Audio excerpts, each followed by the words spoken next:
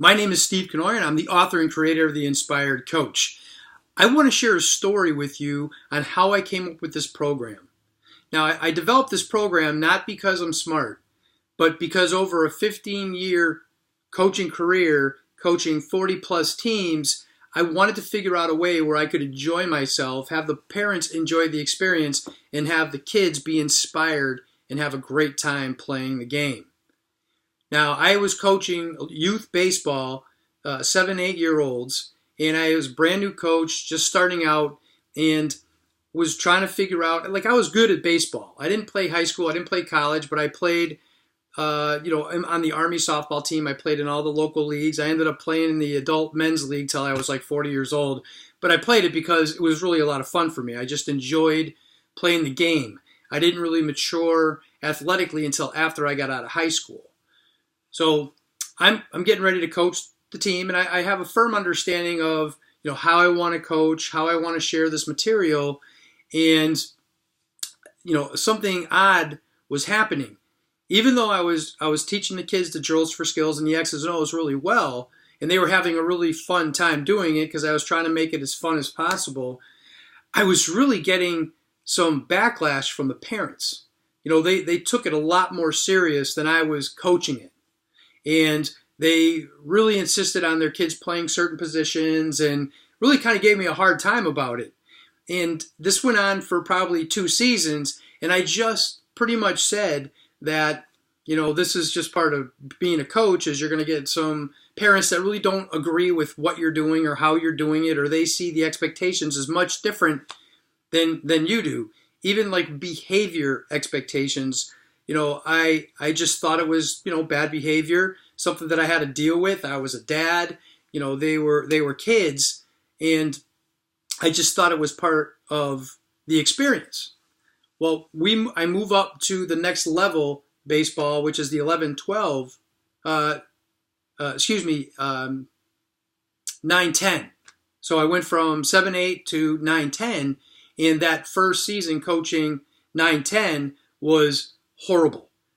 It seemed like it just got way more intense. I wasn't really quite sure how to handle, these angry parents who had, to me, like crazy, unreasonable expectations. And have you ever had that happen where you're doing your best and all of a sudden you're getting blindsided, you're not really sure where it's coming from, and that's the way I felt.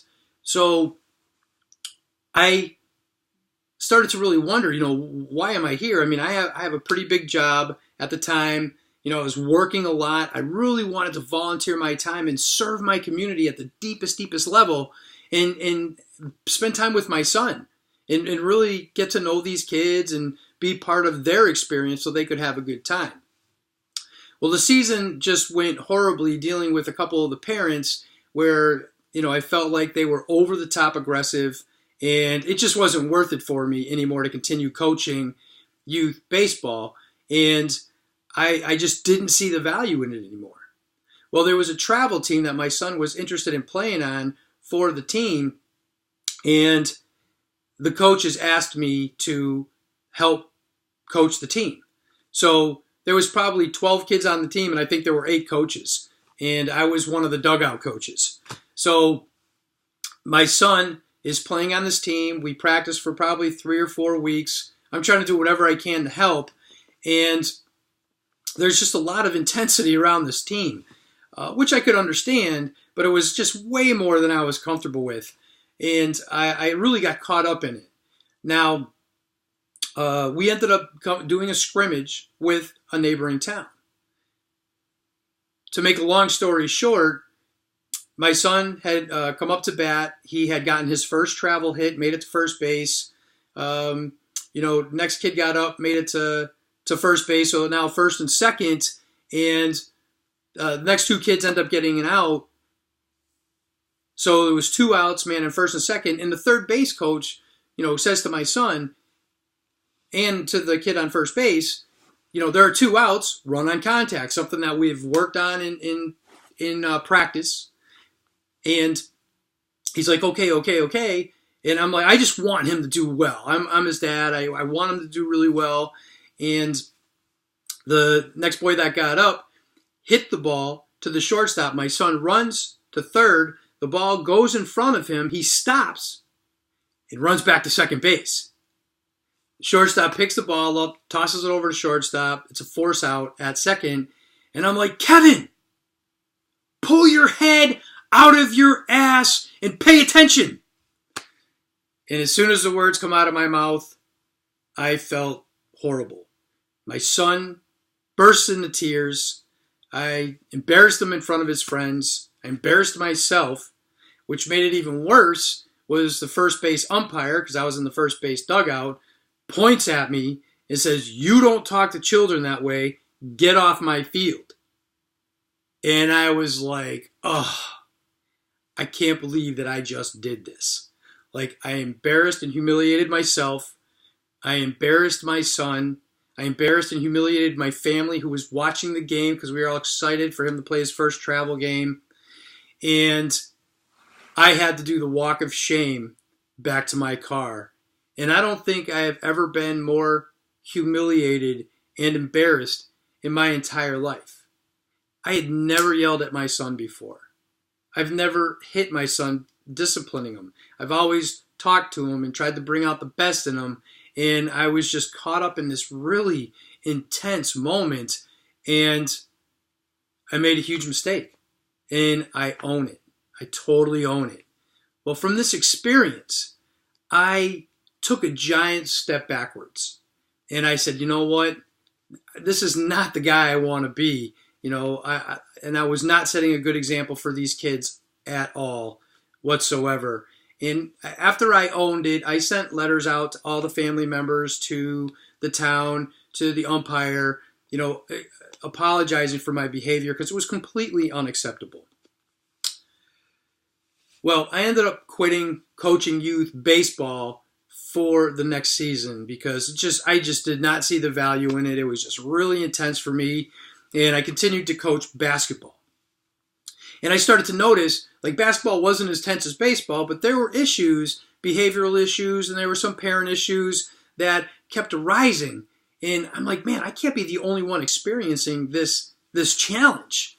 So I decided that, you know, I really wanted to do something about it. I knew I had to make a different approach on how I was coaching the game and how I was communicating what I wanted to communicate. So the following season comes around and there's a 10-12 team that needs a coach. So the board on the rec center reaches out to me and says, "Hey, Steve, you know, we consider you a good coach. We know that, you know, that mistake, you owned it. And, you know, we would like you to coach this 10-12 baseball team." And I really thought long and hard about it. And I talked to my wife at the time, and I said, you know, I'm not really sure if I want to do this.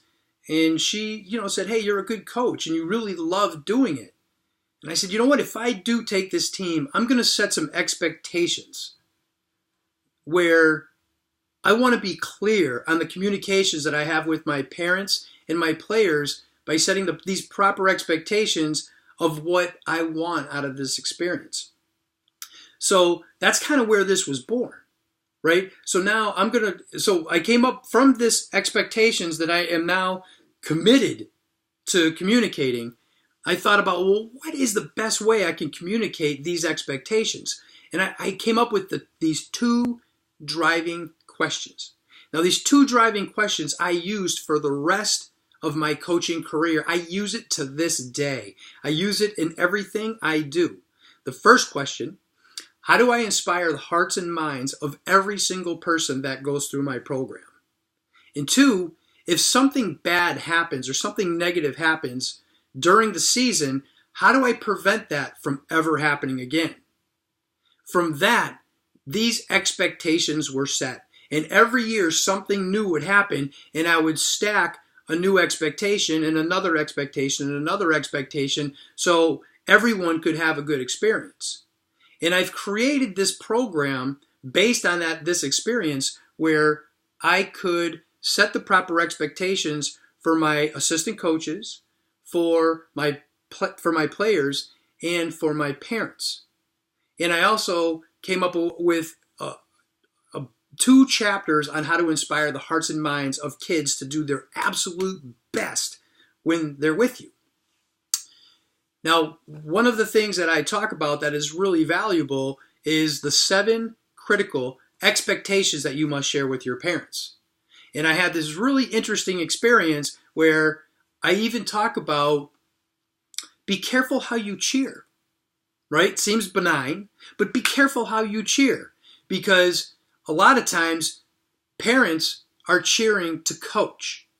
And a lot of times when they're cheering to coach, it's completely incongruent with what I'm trying to coach. So for instance, this one story, I was coaching a fourth grade basketball team for girls.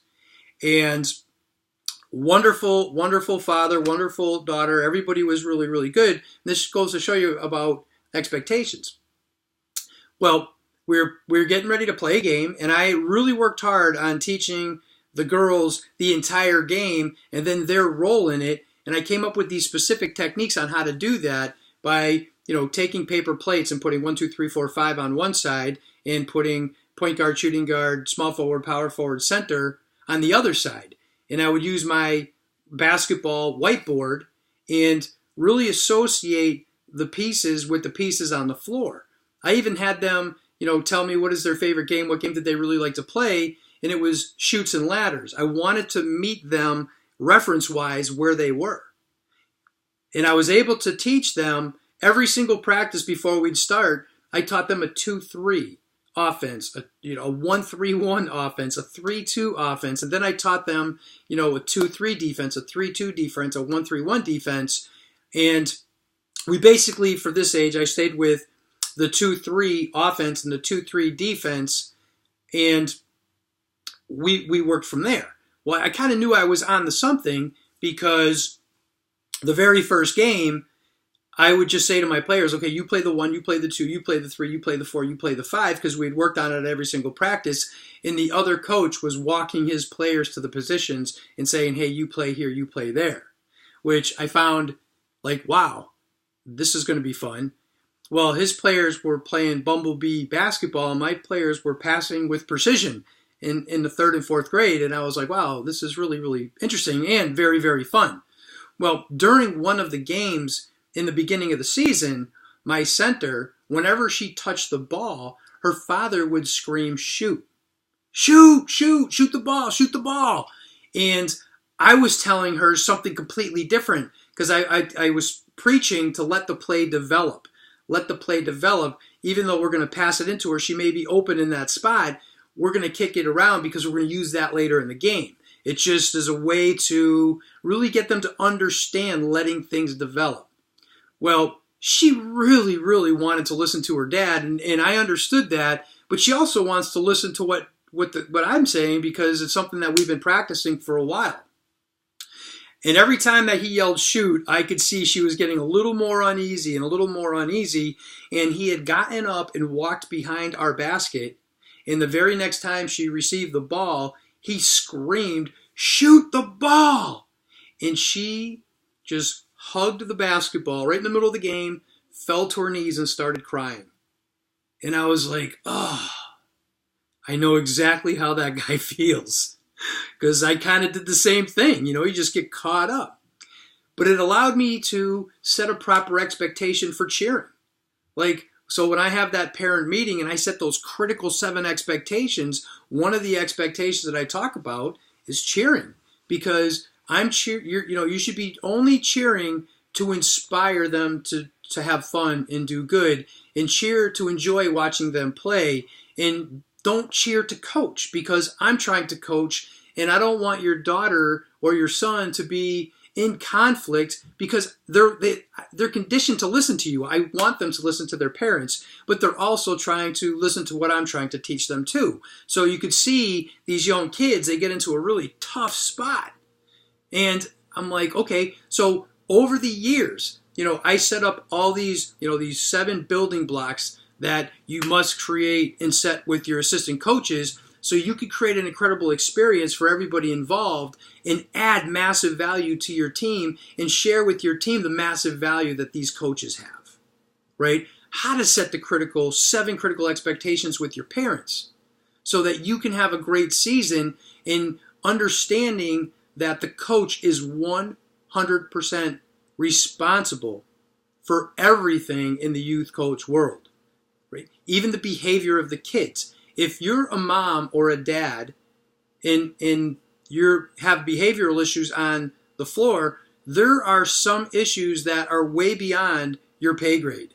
There are some issues that, as a dad, I'm not a child psychologist, I'm not a sports psychologist, I'm not a social worker. There are things well above my ability to handle, but you have to let the parents know, well, when's the right time to step in and really enjoy and take over so you can enjoy this process. Now, stacking all these over 15 years, I've come up with this framework on how to help a coach set the proper expectations for his assistant coaches, his parents, the 7 expectations you must set with your players, the 7 awesome communication styles that you can use to inspire your players to absolutely be your best, and how to coach fearless players. This is all in this ebook. And I want to share this with you because once I became the coordinator in my town for girls travel basketball, I started to notice that all these teams were having a lot of the same issues that I had, where really good coaches were quitting the sports they love from a lot of different teams, a lot of different programs, either, from soccer, from basketball, from baseball. And, me being on this board now, I could see that I wasn't the only one. And I was like, wow, there was a lot of behavioral issues. There was like some serious conflicts. And I noticed that with the basketball program. So I said, okay, you know what? I'm going to have a mandatory meeting where I'm going to have the coaches come in, and I'm just going to share what I shared because my last 12 years coaching were fantastic. And I had hardly any problems at all. And if I did, I would just make that the next expectation. So it ended up working out really, really well. Well, I get all these coaches in, and I go over the program. To make a long story short, they're blown away, like completely blown away. Like one of the dads came up to me who was really didn't want to be there. He started off like this. This program was like 3.5 hours long, and went over all the expectations that I had learned. And he got up at the end, and I said, does anybody have any questions? And he just stood up and he put his hand out and walked all the way across the room and shook my hand. And he said, I knew I was here to do more than just teach the X's and O's and drills for skills for these players. Where you have allowed me to really understand what it is to be a youth coach. Well, I want to share that with you also. I want to make this program available to you as a youth coach so we don't talk about winning with the kids. We could talk about winning with the coaches, and the kids can talk about winning amongst themselves, but to use winning as pressure to get them to perform only makes them perform at a lower level. This program is designed for you to have an extraordinary experience coaching youth sports, and you being the creator of the experience by bringing everybody into the experience to have an extraordinary season for our children. Because our children are 20% of our population right now, but they are 100% of our future. Youth sports is an outstanding tool to teach how to deal with conflict, how to deal with failure, how to look at teamwork and working together. And I developed these 3 philosophy points that I used outside of the 2 driving questions. Remember the 2 driving questions? How do I teach what I'm going to teach to inspire the hearts and minds of every single person that comes through this program? And 2, if something bad or I have a negative experience happens, how do I prevent that from ever happening again? Well, the other philosophy that I work with the kids is 1, do your absolute best. 2, go out of your way to make those around you better. And 3, have fun. So everything I said and did was based around this philosophy, and I share that in this program. Now, I've created this framework so you could take your philosophy and put it right in there. And if you purchase the book today, I will throw in my workbook that goes along with it so you, as a coach, can sit down and really design your season, all the expectations that you want to set before you even step on the field. So when you have that player meeting, you know exactly what you're going to ask and what you're going to say. When you have your assistant coaches meeting, I walk you through how you guys can create this together. How to have the 7 critical expectations meeting with your parents, where you're actually bringing them into the experience. They're helping you make this experience great for their kids, because it's about the children. It's about the children, right? And having them come up and be inspired to be their best. Because when you inspire a child to be their best, they're going to give you their best. So if you purchase the book today for $39.97, I will throw in the workbook at no charge. I will throw in an audiobook at no charge. And I will send you a video on a values workshop. Now, this video, when I go into companies, when I go into sports organizations, when I go into high schools, I charge between $3,000 and $5,000 to give this training live. I'm going to go ahead and throw that in at no charge, because as a youth coach, and I want you to have an extraordinary experience coaching your kids, because a coach can say one negative thing to a child and it can hurt them for life. Or you could say something really inspiring to a child and change the direction of their life. When you share your heart and your mind with a child to be their best, it's amazing that they give you their best. And it's so much fun just watching them enjoy, even during a loss. A loss is such a great opportunity, because even after a loss, it's like, let's just say that you and I are both coaches and we're playing a game of chess, right? Well, each piece has a value that it can only do one thing, and each piece has a strength. And it's up to me to understand what those strengths are and put them in the best position to succeed. Now, you may be better at chess than I am. You may be better at playing the game than I am. But be aware, it's you and I playing the game. And it's up to us to put the pieces in the best position to succeed. Because it's all about developmental. It's about developing our kids to be their absolute best. When I desire to develop fearless leaders of tomorrow, and I think youth sports can be an outstanding vehicle for that, right? So just to kind of recap, right? Purchase the ebook, get it now. It will serve you at the deepest level. I will go ahead and include my workbook so you can walk through the process 1, 2, 3, create an incredible experience before you even step out on the field. I will send you a copy of my audiobook based on this, where I kind of tell the stories of how I came up with all the expectations that I did, even though I shared a couple of these with you today. And I will give you my high values workshop, how to pick out the 3 highest character values that best represents you and that you want to represent your team. And then you teach from that position, because now everybody's working for something that's bigger than themselves. And I give you a lot of tips and tools to do that. And it's really, really easy. It's a step-by-step system that you can walk yourself through. And I really feel it's going to add massive value to it. As a matter of fact, I absolutely guarantee it. Absolutely guarantee it. If you're not 100% happy with it, just send it back. I'll give you your money back. No questions asked. But for me to get this message out and share it with as many coaches as I can, I need to sell at least the ebook so I can make that happen. I hope this video really helped you and served you in a deep way. And remember to do your best. Go out of your way to make those around you better. And most importantly, have fun. And we'll see you on the other side. Have a great day. Thanks.